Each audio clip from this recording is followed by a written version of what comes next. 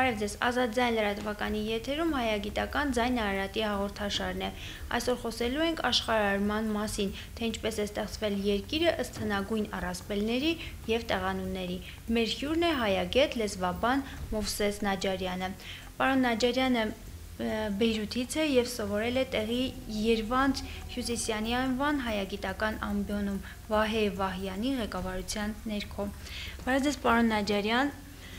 Ես արդեն խոսեցի, թե ինչի մասին է այսօրվա մեր թեման եւ կցանկանայի մենք միասին քննարկենք, զրուցենք հենց աշխարհարման թեմայի շուրջ, թե ինչպես է ստեղծվել երկիրը,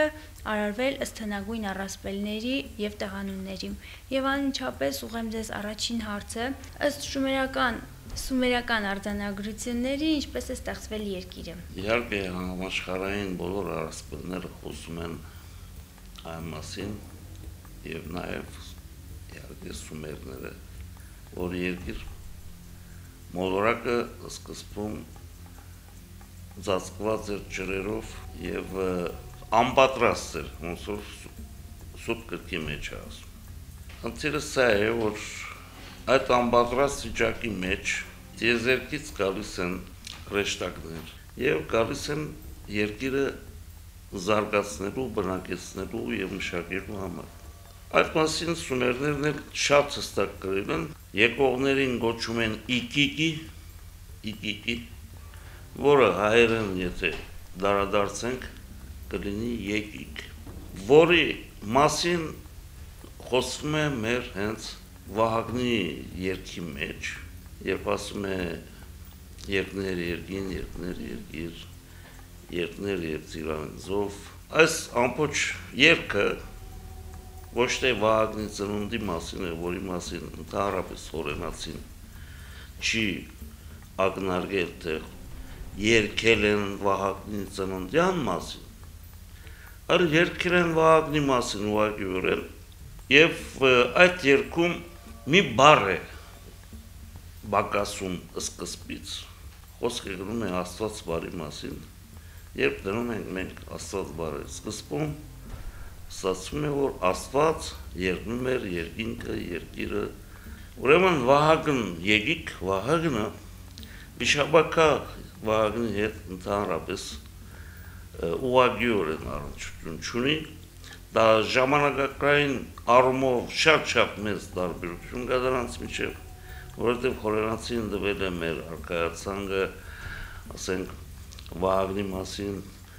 վիշապակա Վահագնի մասին ասում են նա մեր արքաներից Տիգրան Երվանդյանի որդիներից մեկն էր, երբ Տիգրան Երվանդյանը պատերազմեց Աժդահակի դեմ, ըստ երևույթին հենց այդ Տիգրան Երվանդյանի որդի Վահագնն է, որ Աժդահակին սպանել է կամ չեզոքացրել է եւ դրա համար վերցրել է իրեն կոչել են վիշապակա։ Այդ երգի մեջ խոսքը գրում է ուրեմն ջրերից, որը ծածկում էր երկիր մոլորակը, առաջին եղեգնիկն է դուրս գալիս,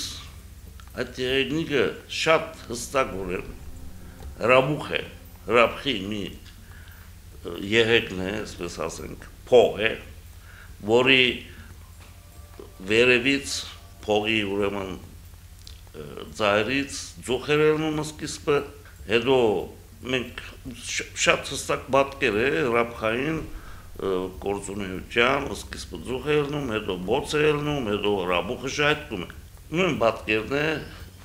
որ տալիս է Վահագնի երգը, ընտեղեկան փող ձուխ ելաներ, հետո ընտեղեկան փող բոց ելաներ, Եվի բոցում վազեր խարդյաշ բադան էգիգը, այսինքն այդ բոցերի վրա այդ ուարկված մարդկանց ղեկավարը մնում էր, սավառնում էր, սպասում էր, երբ պիտի հաջորդեր այդ բոցերին լավան, այդ լավան չորանար եւ հենարան գտնեին երկրի վրա, որպես իր հրեշտակին ուղարկի երկիր հաստատվելու համար։ Առաջին հրեշտակը, որին ուղարկել է, այդ մասին խոսում են շատ օրինակորեն արաբները, արաբական առասպելները, որտեղ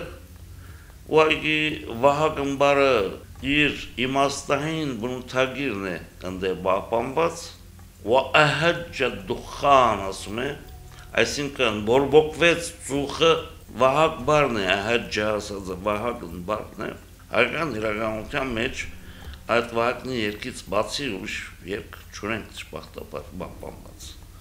բայց մեր հարևանները պահպանել են եւ երկիր իջնելով առաջին հրեշտակը ասել է Տերեմ, ըստեղ կանգնելու դեղ չունեմ, ինչի վրա կանգնեմ, ասել է ես հիմա երկնքի ցուլի բատկերով երկրի ջրերից դուրս կբերեմ երկրային ցուլը, երկնքի ցուլը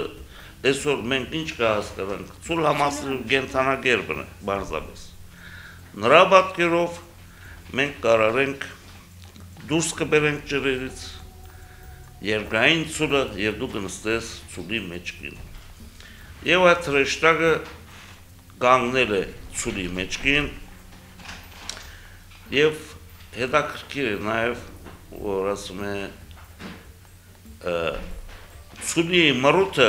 ջրի մեջ էր հիմա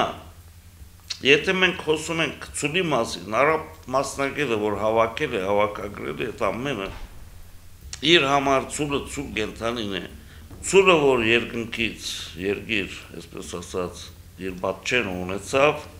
դա հայկական Դավրոս լեռնաշխարհն է, Տավարը Դավրոսը նույն արմատը ունեն եւ ուրեմն հայկական Դավրոսը պատկերում է ուղղակիորեն երկնային ցուլ կենթանակերպը երկրի վրա։ Այնինչ որ երկնքում է նրա պատկերը արարվել է երկրի վրա այս սկզբունքով։ Երկու տեսակի զույգեր կան, երկրային զույգեր կան, երկրային իրար զույգեր կան։ Ուրեմն ցուլը բողոքել է, երբ որ հրեշտակը ցուլի մեջ կնականգներ, բողոքել է, որ Տերիմ ես բերիր, ես հսկային դրիր մեջքիս, ես ընկղմում եմ, սուզվում եմ ջրի տակ, մինչ արարը ասում է, թե չէ, խեղդվելու եմ, Աստված ասում է հիմա երկրային բյուրեղյա ագնից մի բեգոր բոկեմ, կմեծացնեմ, կդնեմ ոտների տակ, բոկը մեծացնում է, դնում է ցուլի ոտների տակ, այդ բյուրեղյա քարը Հայաստանում, հայկական լեռնաշխարհում, որ դարեր շարունակ կոչվել է բյուր ագն, բյուրագնյան լեռներ, կազմում է երկրորդ արարված լեռնաշղթան կամ լեռնազանգվածը հայկական լեռնաշխարհում եւ ընդհանրապես երկրի մակերեսին։ Հերթական ուրեմն այսպես շարունակում են արարչական, մենք քիչ առաջ ասենք, որ ցուլի մռութը ջրի մեջ էր, հայկական քարտեզին, երբ որ նայում ես, հայկական Տավրոս լեռնաշղթան կամ ասենք աջ կողմը պիտի լինի այդ ջուրը կամ ձախ կողմը պիտի լինի, ձախ կողմում չունի, այդպիսի ջուր չկա, աջ կողմում Վանա լիճն է։ Եվ Վանա լճի շրջապատում հյուսից հարավ արևմտյան լեռնան զանգվածները կազմում են այդ ցուլի բերանը, որը հետագայում պատկերվել է որպես ցուլի կոտոշներ։ Մինչդեռ հայկական իրականության մեջ Դավրոսյան, հայկական Դավրոս լեռնաշղթայի հյուսում ունենք Տարոն դուրբերան դարածք, Տավրո բերանը կնշանակի ցուլի բերան եւ վերաբերվում է ուղղակի Վանա լիճը հյուսից հարավ եւ արևմուտքից ընդգծող լեռնազանգվածների դարածքին, Աստված արարում է նաև բողոքների վրա իհարկե, այդ քարն ասում է, ես էլ եմ ջրի տակ գնում, լավ ասում է, հիմա կետը կարարեմ, կետ զուգ, եւ բոլորը գահենվեք կետին, որովհետեւ կետ զուգը ինքը ջրային կենթանի չի սուզվի, եւ արարում է կետ կենթանին երկնքի կետի պատկերով եւ երկնային կետի պատկերը սահմանվում է Հայաստանի Վանա լճի արևելյան դարածքում, որը կոչվել է Վիշապ, եզերական օվկիանոսում էլ իհարկե կետ համաստեղությունն է նկարում եւ երկրի վրա կետ համաստեղության դիրքը արդեն դուք գիտեք Վանա լճի արևելյան տարածքում է։ Երկրի հարաշության այս սահմանների վերջի ծայրամասում դրված է այսպիսի բան, որը ուղղակիորեն արաբ մասնագետը չի կողմնորոշում, ասում է վերջում արարեց Ղաֆ լերը, Ղաֆ լերը, ասում է, ոչ գոյություն է ունեցել այսպիսի լեր, ոչ աշխարհագրականորեն, ոչ պատմականորեն ծանոթ չի մարդկության։ Ըստ Մաշտոցի վարդապետության Աստված ամեն ինչ արարել է զույգերով, եւ երկրի վրա, եւ ցամաքի մեջ վրա, եւ ջրերում, եւ այդ զույգերը, ուրեմն հանդիպակաց զույգերը, այս պարագայում եթե ցուլը գա, որպես Տավրոսյան լեռնաշղթա, նրա դիմաց կլինի զույգը, որը կոչվում է Կովկասյան լեռնաշղթա։ Կովը դրածը մեջ, ցուլի զույգը կովն է, Կովկասյան լեռնաշղթա։ Ուրեմն սա արաբերենով հենց Կովկասին ասում են Կավկաս,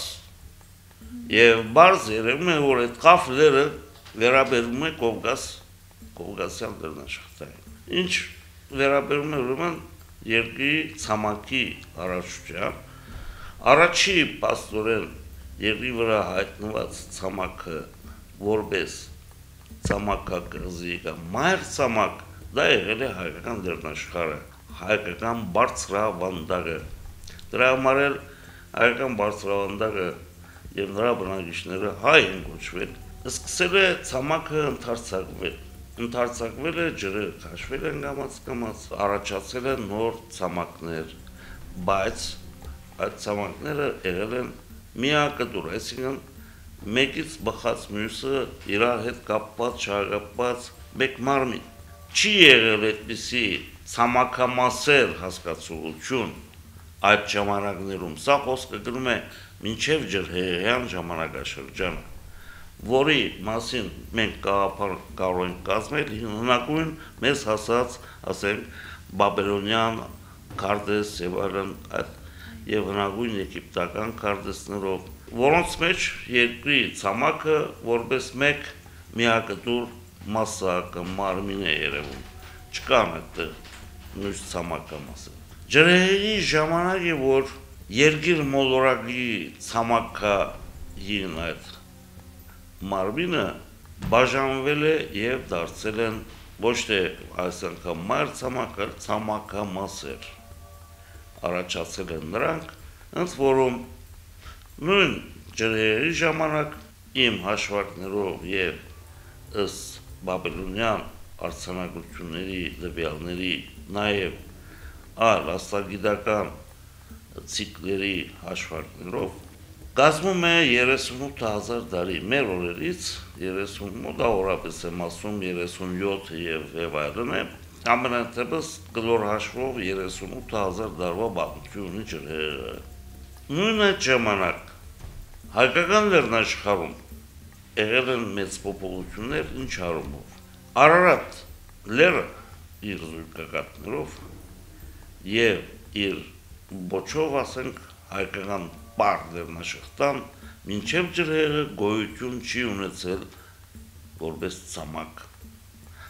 Այսինքն Հարարատյան դաշտը ամբողջ ծածկված է Լոգյանցի ջրերով, մինչև Սևանա լճի արևելյան շրջանի լեռները ամբողջ ծածկված են եղել ջրերով։ Դրա համար մենք ունենք աղուտներ Երևանի ամբողջ տարածքում, Հարարատյան դաշտը ամբողջ աղուտներ են եղել։ Արարատ լերը, մասիստերը հայկական պար լեռնաշղթան բարձրացել է ջրհեղեղի ժամանակ։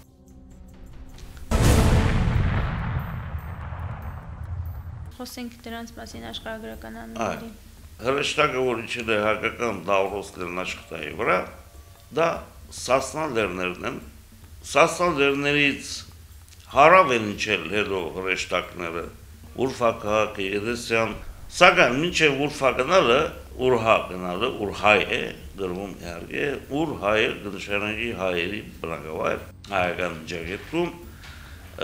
մինչև այդտեղ ուրեմն հաստատվելը, քաղաք կառուցելը, ինքը իջել է իր ընտանիքով եւ դրանք բոլոր միասին իհարկե տեղավորվել են ոչ թե Սասնան լեռներում, իջել են հարավ, հաստատվել են միտեղ, որը կոչվել է դարեր շարունակ, կոչվել է Անգերդուն։ Այսօր Անգերդան տեղը պահպանված է եւ մի բուժուրիկ փոքրիկ գյուղ կա, որը կրում է աղավաղված ձևով իգիլ անունը, Սուրբ Գիրքը կամ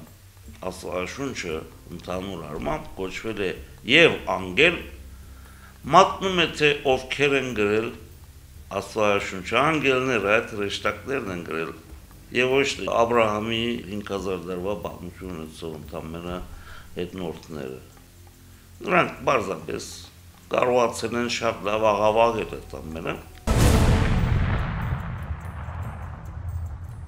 Սիրելիներս, այսօր այսքանը, հիշեցնեմ, որ դուք դիտում եք Ձայն Արարատի հայագիտական հաղորդաշարը եւ մեր հյուրն էր Մովսես Նաջարյանը։ Հաջողություն, կհանդիպենք։